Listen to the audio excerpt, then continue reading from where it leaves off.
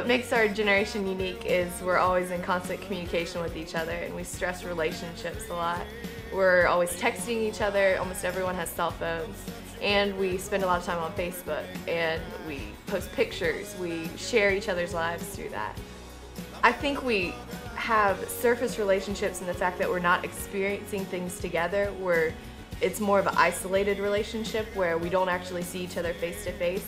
But I think we know more about each other because people post anything and everything on the internet, or they're more open with that kind of stuff.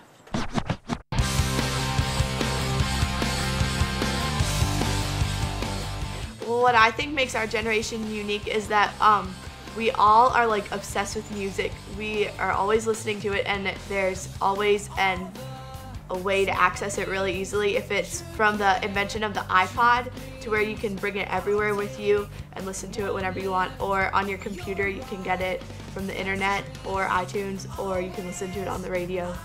Being all of us being online in community, it is kind of funny when our parents get on there now, because it's kind of like we're on there, and it's not like we're necessarily doing anything bad on there, so our parents can't see it.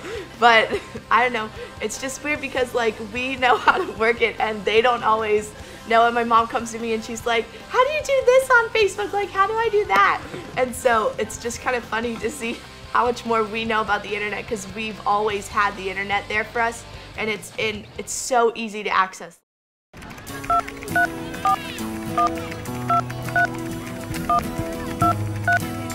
I think a common misconception with our generation is that if you're coming up to us and to talk to us, a common misconception might be that we don't like you. Like maybe it's a certain vibe that we put out, and I think this has a lot to do with Facebook and with texting. Is, you know, we have these conversations and we know about each other without a lot of initiative, without really having to try very hard to know people. We know about people, so we think that means we know them. And if you do take that initiative to come up and say hi to us, the majority of the time we're going to want to have a conversation with you. For the most part, we are passionate about what our talents are, what our gifts are. We're passionate about having a world that's strong and where we work together in peace. And I think we, a lot of times, are just portrayed in the wrong light, and we don't get our voice out because people are too busy squashing what we want to say. Or but we're not apathetic at all. At least I know for us we're not. And we want to make a difference in our world, whether that be coming up with a cure for cancer later on in life, or doing something that matters and not just living life for the stuff that doesn't reward, like the materialism and all that. Like, we have a heavenly reward and we want to make a difference.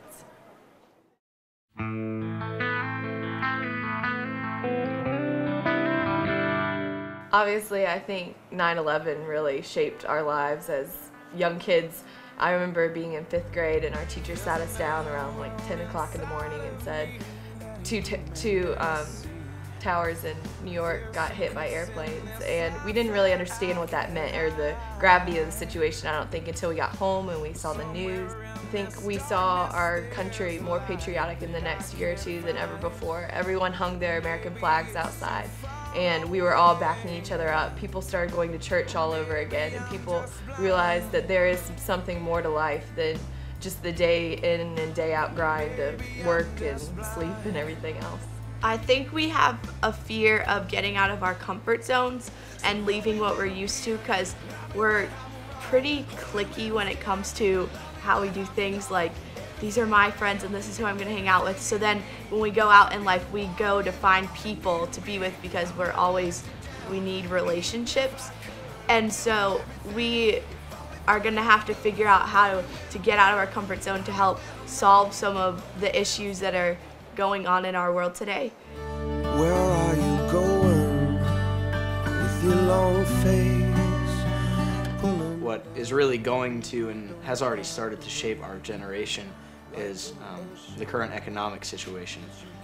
It already has shaped us, not extremely, because it's mostly our parents that are dealing with, you know, job losses or companies that are struggling, and we're just kind of a third-party perspective. We're just kind of looking in on that. But I think this economic situation is far from over, and I think as it gets worse and as we grow up and get into the job force, it's going to affect us, and I think it's really going to start us out, hopefully, with humility, knowing that money doesn't last, knowing that it's really easy to lose the things that we work so hard for and what the American dream points us to.